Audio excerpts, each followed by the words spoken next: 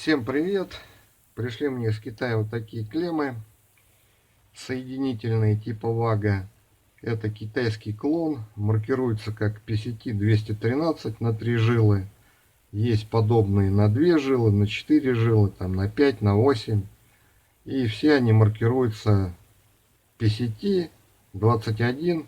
И следующая цифра это количество жил. В моем случае это PCT-213. Есть у меня оригинальная где-то. Вот.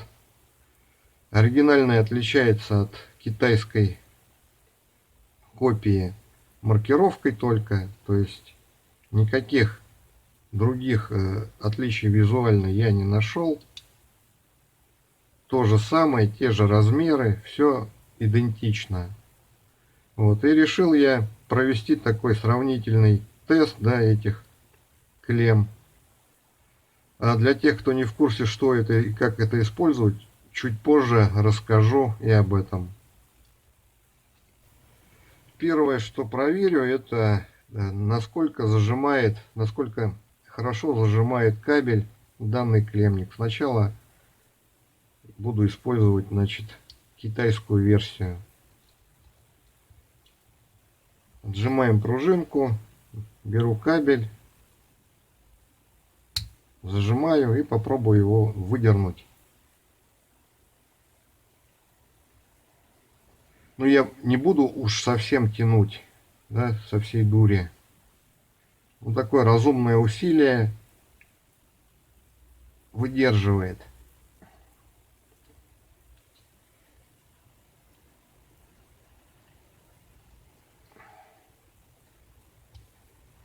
То есть зажимает кабель достаточно серьезно. Он оттуда не вывалится, и можно, наверное, килограмм 5 повесить на него спокойно. Даже, может быть, и 10 выдержит. Оригинальный клеммник. То же самое выдернуть. Чтобы выдернуть, нужно применить недюжинную силу, так скажем.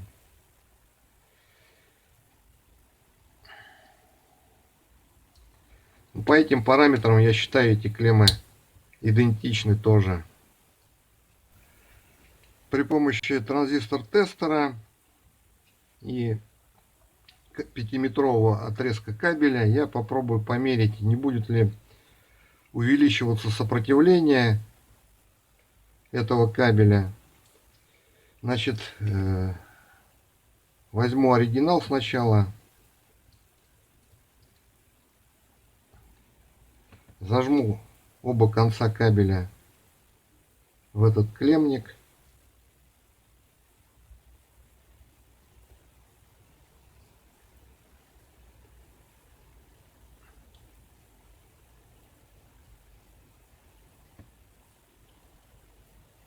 Не хочу ударить себя по пальцам.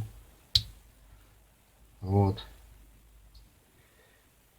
И проверим сопротивление этого кабеля. К сожалению, миллиамметра у меня нет, поэтому приходится пользоваться таким вот тестером. 0,38 Ома, 0,37 Ома. 3 измерения сделаю. 0,37 Ома.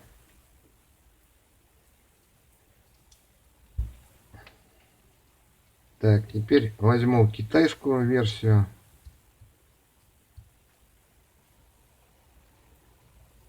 И те же манипуляции. Все-таки ударил я себе по пальцам и промахнулся к тому же.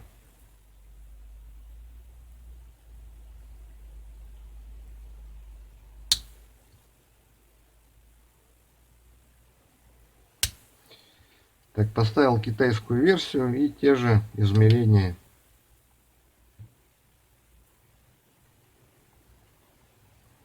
Ноль 0,38.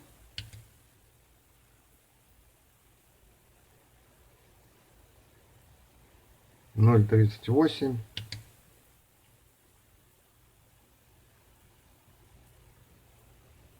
0,38. Ну, на 1/100 Ома больше. Но, возможно, это погрешность прибора. Я сейчас еще скручу кабель просто скруткой. И посмотрим, какое покажет сопротивление.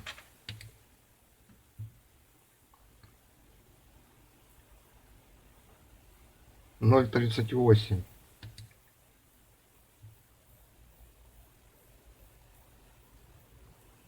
Ноль 39. То есть скрутка даже хуже результаты показывают, чем вот эти клеммы. 0,39. Ну, скорее всего, это погрешность прибора, то есть абсолютно одинаково, что скрутка, что обе вот эти клеммы. Значит, разобрал я китайскую клемму. Разбирается она довольно легко. Ну, две защелки, нужно поддеть их, освободить, и с другой стороны. И клемма разбирается, ну, на две части. Внутри находится вот эта контактная площадка подпружиненная.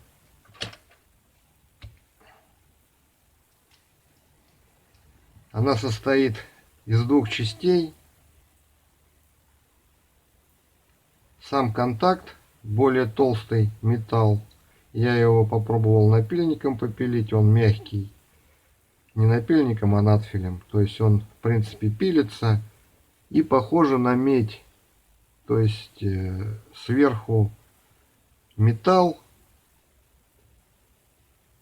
а его сточил его немного, там что-то такое желтое. Ну, конечно, может быть не медь, какой-то сплав, но что-то такое с медным цветом.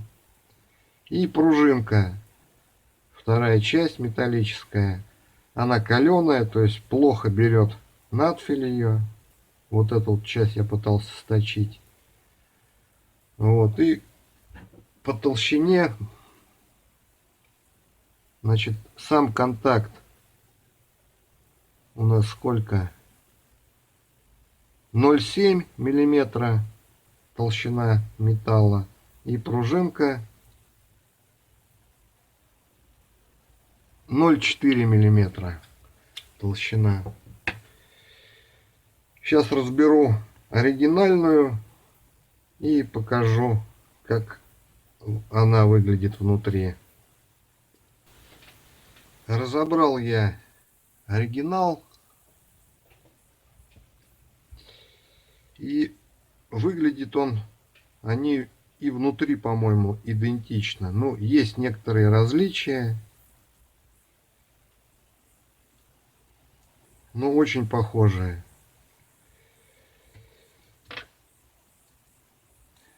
Значит, то же самое из двух частей состоит.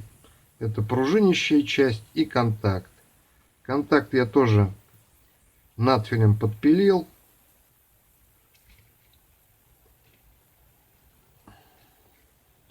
Так, где тут я? Вот.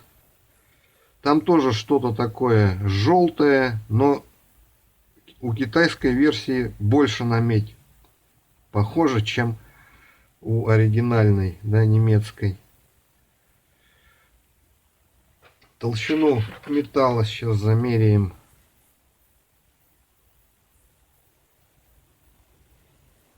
Так. Ну, чуть больше, чем 0,7. Между 0,7 и 0,8. Наверное, 0,75 миллиметра толщина контактной площадки. И пружинка 0,4. Те же самые 0,4. Ну-ка еще разок я китайскую померяю. У китайской ровно 0,7.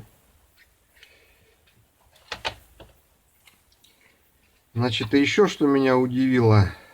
Значит, немецкая вот эта вага оригинальная, она какая-то хлипкая. Пружинки вот ходят. Я не знаю, это так и нужно или что это. Ну, конечно, так и нужно, видимо. Китайскую так не разогнешь. Она как-то монолитом стоит. Эти пружинки, их руками не согнешь особо. А немецкая вот гнется легко.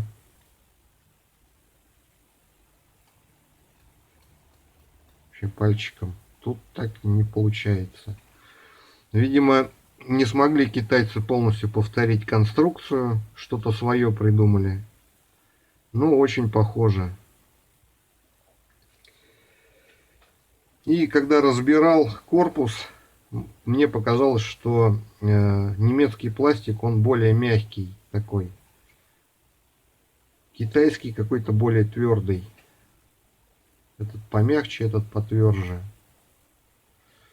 Вот, собственно, и все различия по этому. Ну и самое главное различие, это, конечно, цена.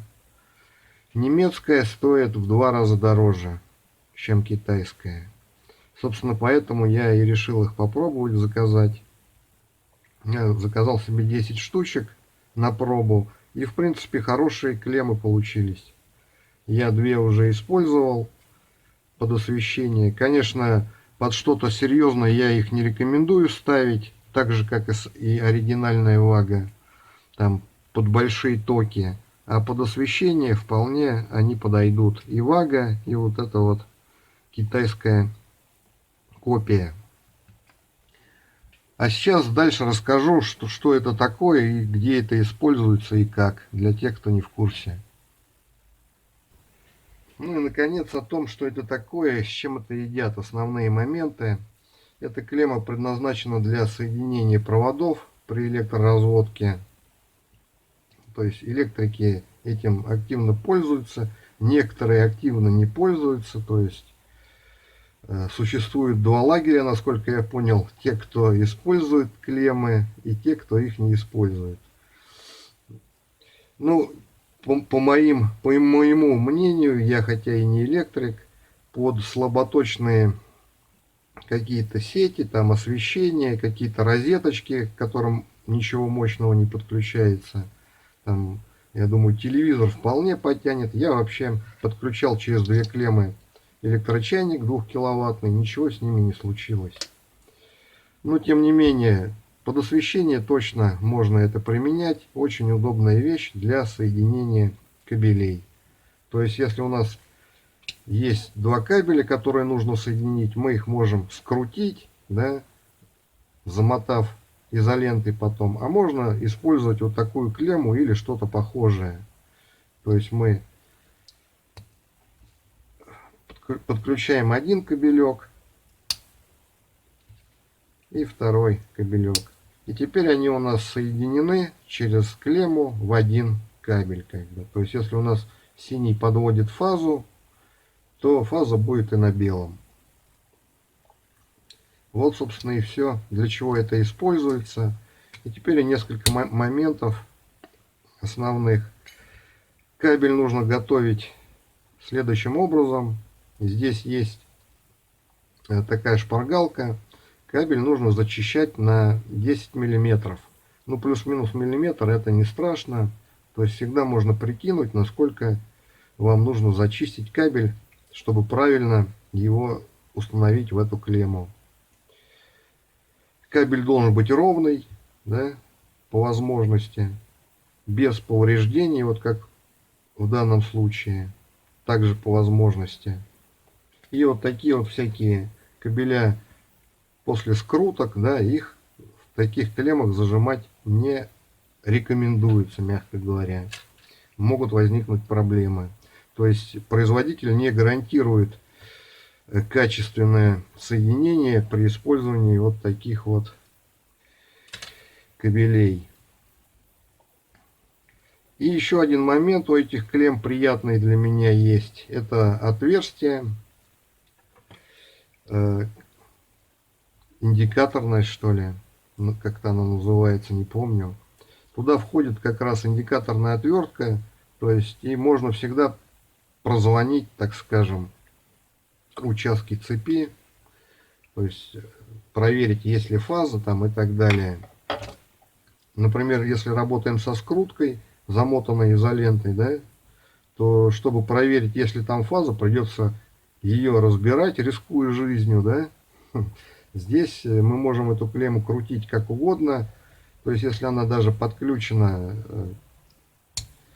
к фазе, мы, в принципе, можем ее как угодно трогать. Нигде у нас не будет оголенного провода. Но, если, конечно, мы правильно зачистили кабель. Если он не торчит оголенный здесь, да, из клеммы, то он нас никак не может ударить. Можем проверить фазу индикаторной отверткой. Можем даже на горячую что-то подключать, отключать, да. То есть, если у нас какие-то потребители подключены, можем их, вернее, можем его подключить прямо на горячую, не отключая тока. Можем отключить, не отключая тока. Все это можно делать при помощи вот этой клеммы. Вот. Очень удобная штука. И внутри это все выглядит следующим образом. Это я вот для примера вытащил из разобранной клеммы китайской. В немецкой все это выглядит то же самое. То есть при помощи пружинки пружинка прижимает кабель к контактной площадке. Вот, собственно, и все. При этом прижим где-то 3-4 миллиметра площадь, вернее длина. Ну и площадь зависит от сечения кабеля. Очень крепко это все прижимается. Оторвать довольно сложно. И считается одним из самых качественных видов соединения. Да, вот эта клемма. Вот, собственно, и все, что хотел рассказать. Ссылочки будут под роликом. На этом все. Всем привет.